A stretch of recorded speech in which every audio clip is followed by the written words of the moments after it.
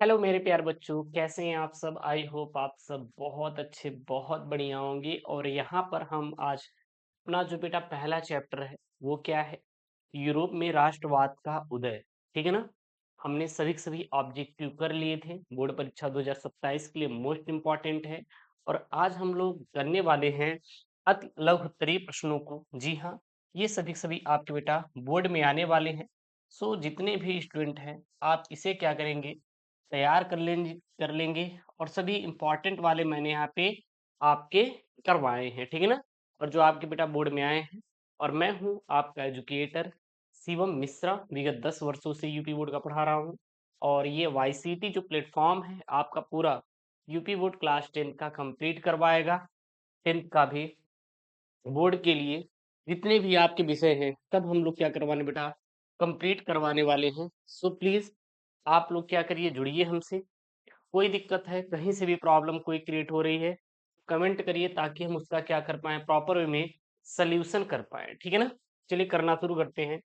सबसे पहला प्रश्न है, उन महत्वपूर्ण कारणों का उल्लेख कीजिए जिनके कारण यूरोप में राष्ट्रवाद का क्या हुआ था बेटा, उदय हुआ था। मतलब आपको बोल रहा है कि ऐसे क्या क्या महत्वपूर्ण कारण हैं, उनका उल्लेख करना है जिनके कारण यूरोप में क्या हुआ था, राष्ट्रवाद का उदय हुआ था।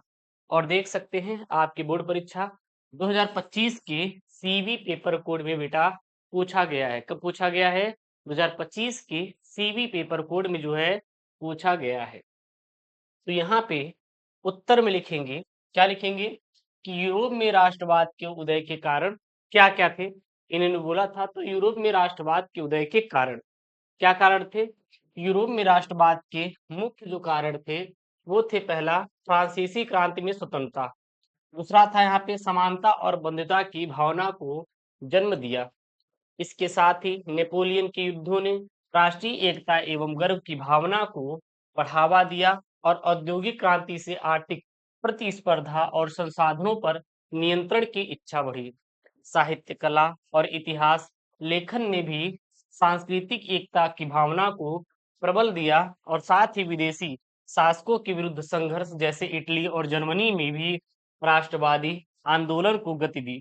इन सब कारणों से यूरोप में राष्ट्रवाद का क्या हुआ था बेटा, उदय हुआ था। इंपॉर्टेंट है, आपके पेपर में हर वर्ष आती है। सो प्लीज आप इसे क्या करेंगे, तैयार कर लेंगे। कोई दिक्कत आएगी तो आप कमेंट बॉक्स में मेंशन कर देना। अगला प्रश्न बेटा, यूरोप में राष्ट्रवाद के विकास में संस्कृति की भूमिका को स्पष्ट कीजिए। 2026 के जीटी पेपर कोड में आया हुआ है, अथवा में वो नहीं आ रहा है तो पेपर में ये दिया था, मतलब कि है दोनों एक ही है, तो थोड़ी सी लैंग्वेज बदल दी जाती है। यूरोप में राष्ट्रवाद के विकास में संस्कृति के योगदान को उदाहरण से क्या करना है बेटा, आपको स्पष्ट करना है। और ये आया है आपके बोर्ड परीक्षा, कब आया बेटा? बोर्ड परीक्षा 2025 सीटी पेपर कोड में आया। तो यहाँ पे देखिए दोनों बेटा प्रश्न एक ही है, अलग अलग नहीं है, बस थोड़ा सा पूछने का नजरिया थोड़ा बदल दिया एग्जामिनर ने। तो चलिए देते हैं यहाँ पे प्रश्न, इसका उत्तर क्या है। यूरोप में राष्ट्रवाद के विकास में संस्कृति के योगदान, हेडिंग है लिखेंगे इसमें, राष्ट्रवाद के विकास में नवीन परिस्थितियों जैसे कि युद्ध, क्षेत्रीय विस्तार, शिक्षा आदि का जितना योगदान रहा है उतना ही योगदान संस्कृति का भी रहा है। इसके कुछ उदाहरण निम्नलिखित हैं। जैसे पहला है फ्रेडरिक सारियू का यूटोपिया। 1848 में फ्रांस के फ्रेडरिक सरियू ने 4 चित्रों की एक श्रृंखला बनाई जिसके द्वारा विश्वव्यापी प्रजातांत्रिक और सामाजिक गणराज्यों के स्वप्न को साकार रूप देने का प्रयास किया गया। उसने कल्पना पर आधारित आदर्श राज्य या समाज, यूटोपिया यानी कि यूटोपिया एक समाज था, को दर्शाया। इन चित्रों में सभी स्त्री, पुरुषों और बच्चों को स्वतंत्रता की प्रतिमा की वंदना करते हुए दिखाया गया है, जिनके हाथों में मशाल व मानव के अधिकारों की घोषणा पत्र है। इनमें उनकी पोशाकों को भी राष्ट्रीय आधार देने के लिए एक जैसी रखी गई है। तिरंगे झंडे, भाषा व राष्ट्रगान द्वारा भी राष्ट्र राज्य के रूप को प्रकट करने का प्रयास किया गया है। दूसरा उदाहरण ले सकते हैं किसका, कार्ल कैप्सर फ्रिड्ज का स्वतंत्रता के वृक्ष का रोपण। ये हमारा क्या दूसरा उदाहरण है। इसमें है कि जर्मन चित्रकार कार्ल कैस्पर फ्रिड्ज ने स्वतंत्रता के वृक्ष का रोपण करते हुए एक चित्र बनाया है। इसकी पृष्ठभूमि में फ्रेंच सेनाओं को जेब्रकेन शहर पर कब्जा करते हुए दिखाया गया है। इसमें फ्रांसीसी सैनिकों को नीली सफेद व लाल पोशाकों में दिखाया गया है, जो वहां के नागरिकों को दमन कर रहे हैं, जैसे किसी किसान की गाड़ी छीन रहे हैं, कुछ महिलाओं को तंग कर रहे हैं या किसी को भी घुटने के बल बैठने पर मजबूर कर रहे हैं। अतः शोषितों द्वारा जो स्वतंत्रता का वृक्ष रोपते हुए दिखाया गया है, दर्शाया गया है, उस पर एक तख्ती लगा है, जिस पर जर्मन में लिखा हुआ है कि हमसे आजादी और समानता ले लो, यह मानवता का आदर्श रूप है। यह एक तरह से फ्रांसीसियों पर किया गया व्यंग्य था, क्योंकि वे कहते हैं कि वे जहां जाते हैं वहां राजतंत्र का अंत करके नई आदर्श व्यवस्था कायम करते हैं, यानी वे क्या हैं, मुक्तिदाता हैं। तीसरा प्रश्न यहाँ पे है, देखिएगा सब प्रश्न आपके बोर्ड में आए हुए हैं। तीसरा प्रश्न बेटा क्या बोल रहा है, प्रथम विश्व युद्ध के किन्हीं दो परिणामों का उल्लेख कीजिए, अथवा में अगर वो नहीं आ रहा है तो ये दे सकते हैं, प्रथम विश्व युद्ध के किन्हीं तीन परिणामों का उल्लेख कीजिए।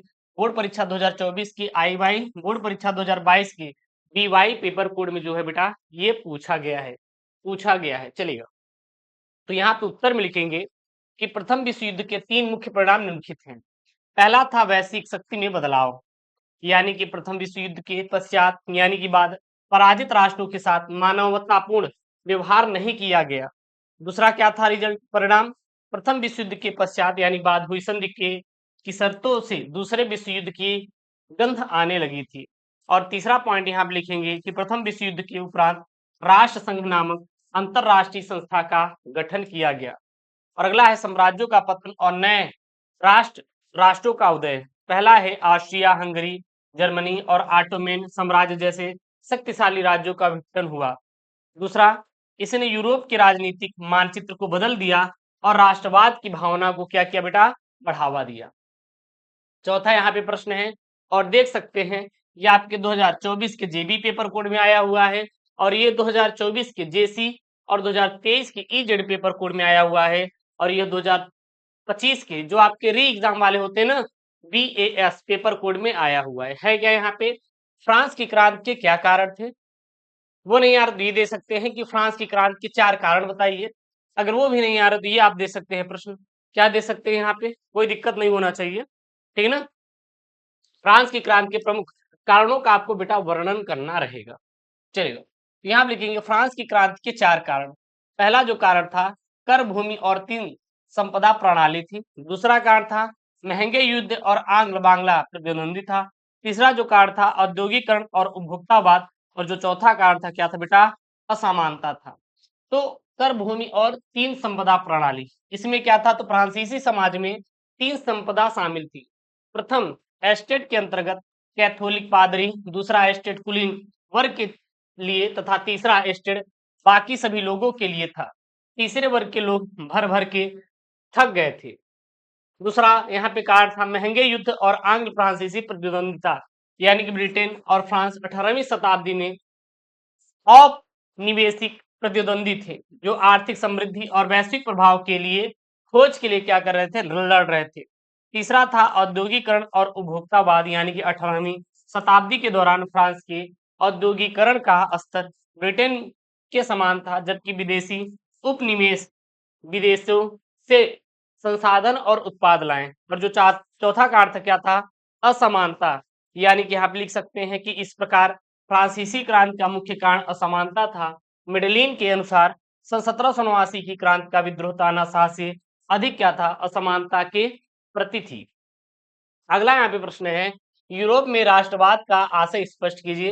मतलब यूरोप में राष्ट्रवाद से आप क्या समझती हैं, जो कि आपके बेटा बोर्ड परीक्षा 2023 के एफडी पेपर कोड में पूछा गया है। और ये इंपॉर्टेंट आप लगा लीजिएगा क्योंकि बोर्ड में आपका आएगा इस बार क्लास 10th की। तो यहाँ आप लिखेंगे यूरोप में राष्ट्रवाद, लिखेंगे 19वीं शताब्दी में यूरोपीय महाद्वीप में राष्ट्रवाद का एक लहर चली थी, जिसने यूरोपीय देशों का कायाकल्प कर दिया। कायाकल्प मतलब कि उसको बदल दिया। जर्मनी, इटली, रोमानिया आदि नवनिर्मित देश कई क्षेत्रीय राज्यों को मिलाकर बने, जिसकी राष्ट्रीय पहचान समान थी। यूनान, पोलैंड, बुल्गारिया आदि स्वतंत्र होकर राष्ट्र बन गए थे। इस प्रकार यूरोपीय राष्ट्रवाद की लहरें धीरे धीरे संपूर्ण विश्व में फैल गई थी। अगला यहाँ पे प्रश्न बेटा क्या है, ऑटो वन बिस्मार्क को जर्मनी के एकीकरण का जनक क्यों कहा जाता है? तो आपको कारण लिखने हैं उनके, ठीक है ना। तो ये 2020 के ओबी और 2023 के एफबी पेपर कोड में बेटा आया हुआ है और इम्पोर्टेंट है, आप इसे क्या करना, तैयार कर लीजिएगा। तो यहाँ पे लिखेंगे उत्तर में, जर्मनी के एकीकरण का जनक ऑटो वन बिस्मार्क को कहा जाता है, यानी बिस्मार्क को 1945 में प्रथम बार प्रांतीय संसद का सदस्य नियुक्त किया गया। बाद में वे कई देशों का राजदूत भी रहे हैं।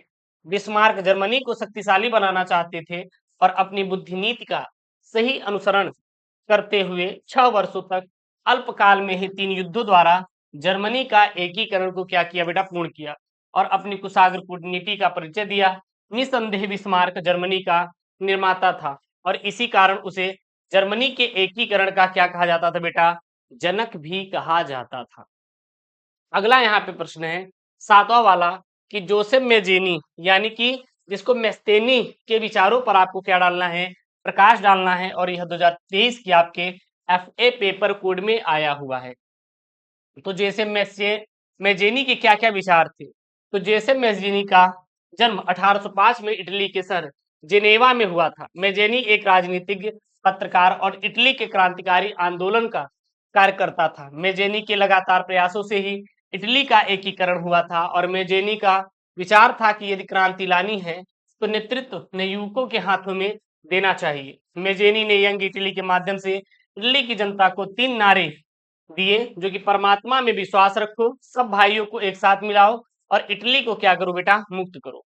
और यहाँ पे 8वां प्रश्न है कि ब्रिटेन के राष्ट्रीय झंडा तथा राष्ट्रगान का आपको उल्लेख करना है। 2022 के सीडी पेपर कोड में जो है आपका पूछा गया है। तो लिखेंगे यहाँ पे कि यूनियन ध्वज, यानी यूनियन फ्लैग हिंदी राष्ट्र ध्वज, जिसे यूनियन जैक के रूप में भी जाना जाता है।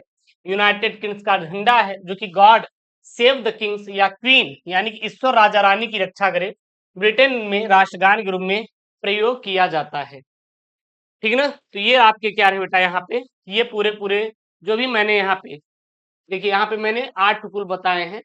8 मैंने आपको क्या बताया, पूरा पूरा यहाँ पे short answer type, short answer type कुल कितने प्रश्न थे बेटा, यहाँ पे 8 प्रश्न थे। ये हमारे लघु उत्तरीय प्रश्न है। पहला प्रश्न क्या था देखिएगा, मैं आपको फिर से रिवीजन करवा दे रहा हूँ क्योंकि ये इंपॉर्टेंट है। पहला प्रश्न यहाँ पे मैंने बताया है कि उन महत्वपूर्ण कारणों का उल्लेख कीजिए जिनके कारण यूरोप में राष्ट्रवाद का उदय हुआ था। ये इंपॉर्टेंट है, 2025 के सीबी पेपर कोड में आया हुआ है, आप लोग इसको तैयार कर लीजिएगा। फिर यहाँ पे दूसरा जो प्रश्न मैंने बताया है कि यूरोप में राष्ट्रवाद के विचारों में संस्कृति की भूमिका को स्पष्ट कीजिए। अगर ये नहीं आ रहा है तो अथवा में ये आप कर सकते हैं कि रोम में राष्ट्रवाद के विकास में संस्कृति के योगदान को उदाहरण सहित आपको क्या करना है बेटा, स्पष्ट करना है। और 2026 के जीटी पेपर कोड, 2025 के सीटी पेपर कोड में ये दोनों आए हुए हैं। उसके बाद यहाँ पे जो तीसरा मैंने आपको प्रश्न बताया कि प्रथम विश्व युद्ध के किन 2 परिणामों का आपको उल्लेख करना है। अब ये नहीं आ रहा तो अथवा हम ये कर सकते हैं कि प्रथम विश्व युद्ध के किन्हीं 3 परिणामों का उल्लेख कीजिए। ये 2024 के आईवाई पेपर कोड में आया हुआ है और ये 2022 के बीवाई पेपर कोड में आया हुआ है। और अगला यहाँ पे प्रश्न है, फ्रांस की क्रांति के क्या कारण थे? ये नहीं आ रहा तो ये उत्तर दे सकते हैं। प्रश्न पूछा है यहाँ पे कि फ्रांस की क्रांति के 4 कारण, या फिर पेपर में दे देगा कि फ्रांस की क्रांति के प्रमुख कारणों को क्या करिए बेटा, स्पष्ट कीजिए। मतलब बोर्ड है, बोर्ड कैसा भी दे दे आपको उत्तर तो देना पड़ेगा। बोर्ड का भाई वो पूछने का वो काम है, वो कुछ ही पूछ सकता है, लेकिन आंसर तो आपको देना पड़ेगा भाई अपने अकॉर्डिंग। उसके बाद यहाँ पे अगला यहाँ पे 5वां प्रश्न था, यूरोप में राष्ट्रवाद का आशय स्पष्ट कीजिए। 2023 के एफडी पेपर कोड में आया हुआ है। और फिर यहाँ पे था कि ऑटो वन बिस्मार्क को जर्मनी के एकीकरण का जनक आखिरकार क्यों कहा जाता है, कारण भी बताना था। 7वां यहाँ पे प्रश्न मैंने आपको बताया कि जोसेफ मेस्तेनी के विचारों पर आपको प्रकाश डालना है कि भैया जो आपके जोसेफ मेजेनी थे, इनके क्या क्या ऐसे विचार थे।